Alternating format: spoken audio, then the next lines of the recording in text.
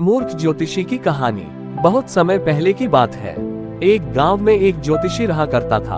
उसका विश्वास था कि वह तारों को देखकर भविष्य पढ़ सकता है।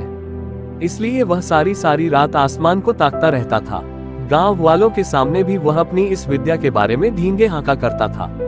एक शाम वह गांव की कच्ची सड़क पर पैदल चलता हुआ अपने घर की ओर जा रहा है।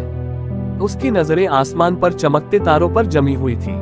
वह तारों को देखकर आने वाले समय में क्या छुपा है ये पढ़ने की कोशिश कर रहा था। तभी अचानक उसका पैर कीचड़ से भरे एक गड्ढे पर पड़ा और वह गड्ढे में जा गिरा। वह कीचड़ में लथपथ हो गया और किसी तरह गड्ढे से बाहर निकलने के लिए हाथ पैर मारने लगा। लेकिन एड़ी चोटी का जोर लगाने के बाद भी वह गड्ढे से बाहर नहीं निकल पाया। सारी कोशिश बेकार जाती देख वह सहायता के लिए चिल्लाने लगा। उसकी चिल्लाने की आवाज सुन कुछ लोग दौड़े चले आए। उन्होंने उसे गड्ढे में गिरे देखा तो समझ गए कि आदतवश वह आसमान में तारों को देखकर भविष्य को समझने लगा हुआ होगा और सड़क का गड्ढा उसने नहीं देखा होगा।